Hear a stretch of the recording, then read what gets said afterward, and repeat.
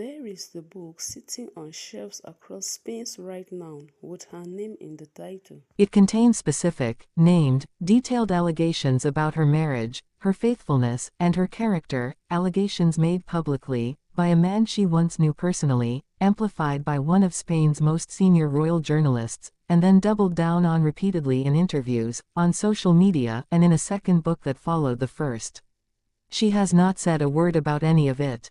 There is a memoir, published by her father-in-law just months ago, that describes her as a woman who did not help to strengthen our family ties, and confirms, for the first time on the public record, that the man who was once the most popular king in Europe considers himself to be in personal disagreement with her. The memoir was published in France, distributed internationally, covered on every major news platform in Europe and beyond. It is the first time a member of the Spanish royal family has ever publicly confirmed the rift everyone could already see. She has not said a word about any of it. There is footage, 7 years old now and still circulating, of her blocking a photograph in a church in Majorca, of her appearing to remove her mother-in-law's hand from her daughter's shoulder, of her wiping a kiss from her child's forehead before the cameras had even moved on. That footage has been viewed tens of millions of times. It was used as evidence in a Greek princess's social media post. It was cited in the former king's memoir. It has never stopped being referenced, discussed, analyzed, and reshared every single time a new piece of the family story surfaces. She has not said a word about any of it.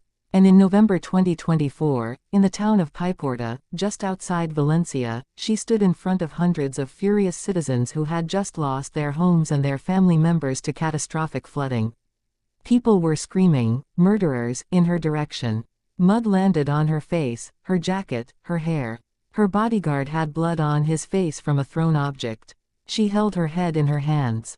She was seen crying. And when the Prime Minister and the regional governor were pulled away by their security teams, she and Felipe stayed, for an hour, in that crowd, under those conditions, talking to people, holding people, listening to people who had every reason in the world to be furious at everything she represents.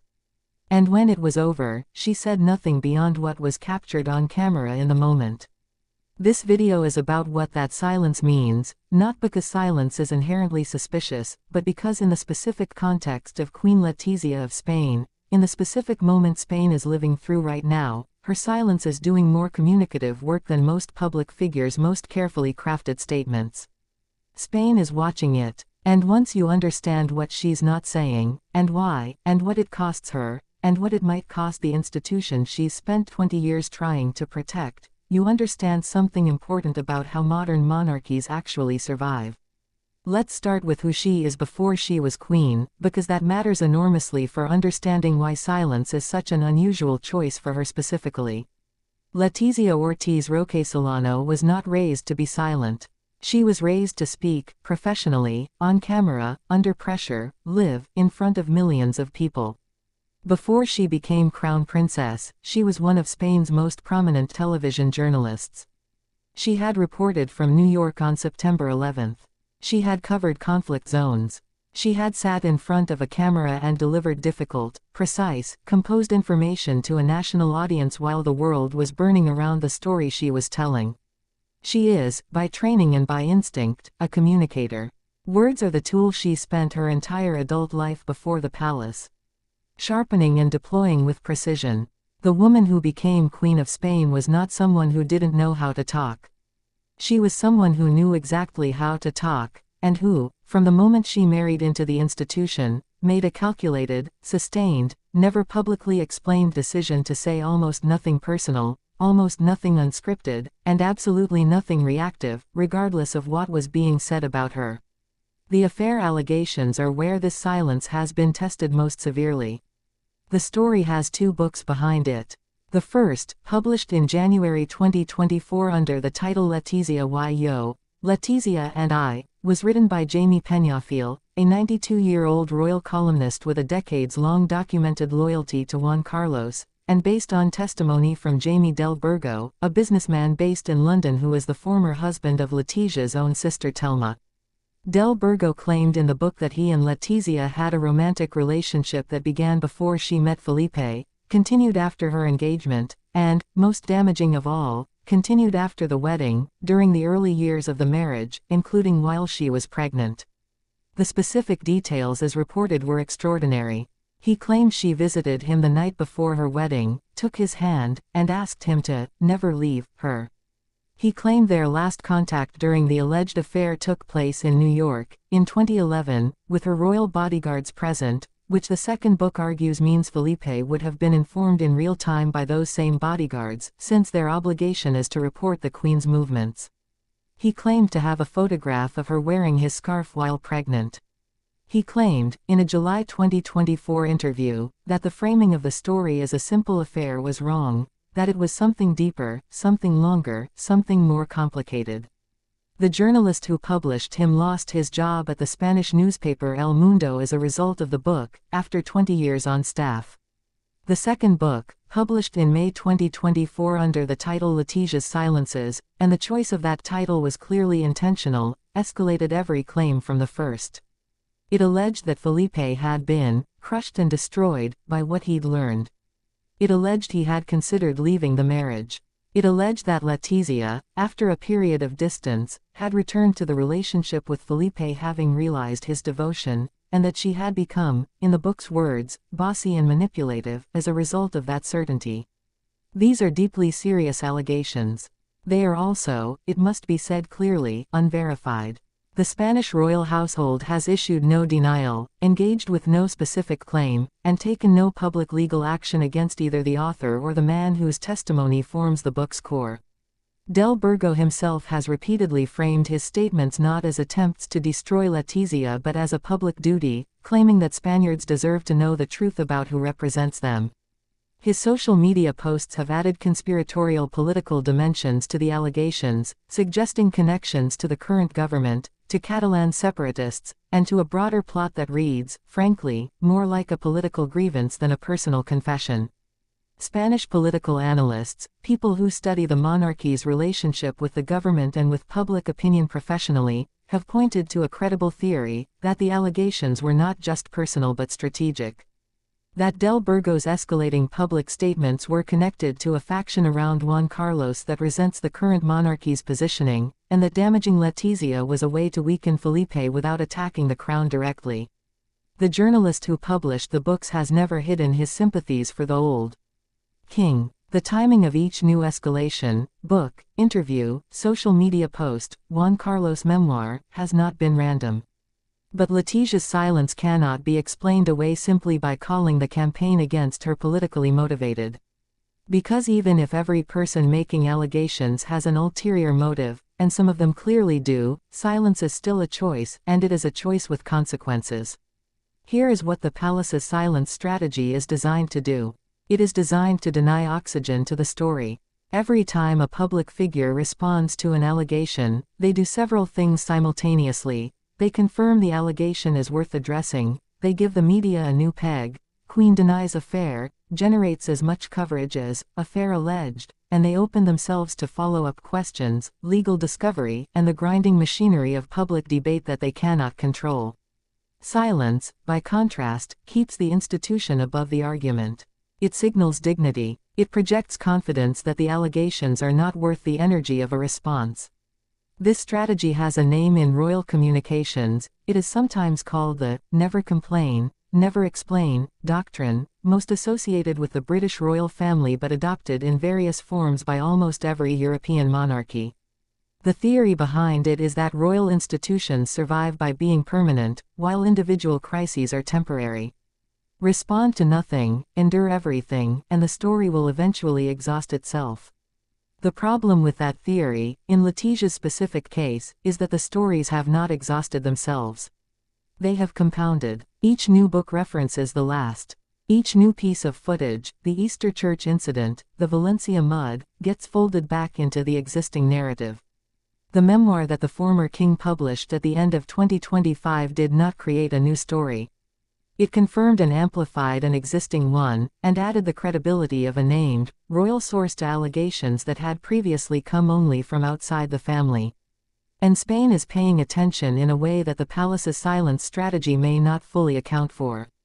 Because the Spanish public's relationship with this monarchy is not like the British public's relationship with theirs.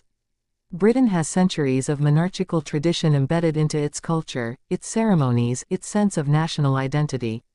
Spain's current constitutional monarchy is 48 years old. It was established by a constitution written in 1978, after the death of a dictator. It exists because a political consensus agreed it should. And that consensus has never been entirely stable. In 2022, a Synaptica poll found that over half of Spaniards said they would prefer a republic, though other polls in the same period showed stronger support for the crown. The public's relationship with the institution is genuinely contested in a way that would be inconceivable in, say, Sweden or Norway. Into that contested landscape, silence functions differently than it would in a more settled monarchical context. In Britain, the palace's silence on Meghan Markle's allegations, or on William and Kate's marriage rumors, was broadly read as dignified restraint. In Spain, Letizia's silence on allegations that are being publicly, repeatedly escalated by her former father-in-law's allies, and then confirmed in a memoir by the former king himself, is being read by a significant portion of the Spanish public as something more ambiguous. Not necessarily as guilt, but as a gap where an answer should be. The Valencia floods episode is where this gets most complicated, and most revealing. When the flood waters hit the Valencia region on October 29, 2024, killing more than 200 people and devastating communities across the area, the immediate public anger focused on the emergency alert system that sent warnings to residents' phones after the waters were already rising, and on the political failure to coordinate a response between the regional government and the national government quickly enough to save lives. By the time Felipe and Letizia arrived in Paiporta on November 3, 5 days after the disaster, the anger had been building for nearly a week. They arrived into a crowd that was not willing to make a distinction between the monarchy, the prime minister, and the regional governor. All of them were targets, all of them were shouted at, all of them were pelted with mud. 4 days too late, one man told Felipe directly, "You've abandoned us." What happened next was the moment that, for many observers, revealed something important about who Felipe and Letizia are when the institution strips away its polish. The prime minister left. The regional governor left. Their security teams pulled them back. Felipe and Letizia stayed. For an hour, in that crowd, in those conditions, with mud on their faces and people screaming at them from 3 meters away. Letizia was photographed with her head in her hands. She was seen crying as she spoke to residents. She embraced people who were overcome with grief. She listened. And then she left. The palace released footage afterward, carefully chosen clips of the king and queen hugging tearful residents, of Felipe lowering his umbrella to hear a man's account, of Letizia's composed presence in the middle of chaos. And publicly, the palace said what it always says, almost nothing. A brief statement acknowledging the visit. An expression of condolences. The ritual language of institutional sympathy. What Letizia didn't do, what she has never done, is speak directly to the Spanish public about her own experience of that moment. About standing in that crowd with mud on her face, being called a murderer by people who had just lost everything, and choosing to stay. About what it was like to be the target of that fury not because of anything she had personally done, but because she was standing in front of people whose grief needed somewhere to go. About what it costs to represent an institution in a moment when that institution is not what the public needs. That restraint is understandable from a communication strategy perspective. Personal testimony from a queen about her own emotional experience of a national disaster risks being read as self-centered, as making the story about her rather than about the victims. The palace's instinct to keep the focus on the people of Valencia rather than on Letizia's feelings about visiting Valencia is defensible. But it also means that one of the most humanizing moments of her entire time as queen, a woman standing in mud and chaos because she chose to, when everyone with political standing around her had already been pulled to safety, was never really told from her own perspective. It was told through images, through other people's accounts, through the footage the palace released. And in the absence of her own voice, it got absorbed into the existing narrative about her, rather than creating a new one. That is the fundamental tension at the center of Letizia's 20-year silence. She is a woman who, before anyone knew her name, built an identity around the power of direct, clear, public speech. She is now queen of a country that is genuinely uncertain whether it wants a monarchy, genuinely divided about whether the allegations against her are true, and genuinely watching, at this specific moment, with a former king's memoir sitting on shelves and a second wave of affair allegations still circulating, to see whether she will ever give them anything beyond the curated image. The palace's calculation is that she doesn't need to. That the institution is larger than any individual story about her. That Felipe and Letizia's consistent presence, their united front, their willingness to show up physically even in hostile conditions, builds more trust over time than any statement could. That the allegations will eventually lose momentum if they are not fed with responses. And that a queen who speaks only through her actions, through her presence in Valencia, through the education work she champions, through the careful construction of Leonor as the institution's future, is more powerful than a queen who defends herself in public. There is evidence to support that calculation. Felipe and Letizia are still standing. The monarchy is still functioning.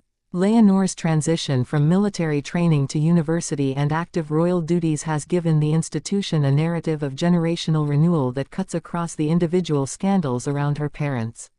And the specific, named allegations from Del Burgo and the books have not produced the kind of decisive public verdict against Letizia that their volume and intensity might have suggested they could.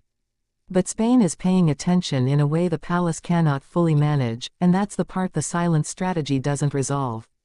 Every time the former king's memoir is referenced in a news article, every time Del Burgo posts something on social media, every time the Easter footage circulates again in a new context, the gap where Letizia's voice should be becomes slightly more visible. Not because she's obligated to speak. Not because the allegations are necessarily true.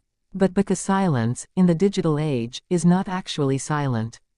It is a presence. It has a shape. People read it, interpret it, and project onto it everything they already believe. And what Spain is projecting onto it, right now, is not one unified reading. It is a country's worth of divided, contested, genuinely uncertain opinions about a woman who arrived at the palace as a working journalist, became a queen, and has been navigating the most complicated version of that role imaginable ever since, doing it, almost entirely, without saying a word about how it actually feels. Whether that silence is wisdom, strategy, dignity, or the one thing she genuinely cannot afford to break, Spain is still deciding. And until she speaks, or until the stories stop coming, it's going to keep watching. If you want to follow what comes next, how Leonor's growing public role either stabilizes or complicates the conversation around her mother, subscribe, because that chapter is just beginning.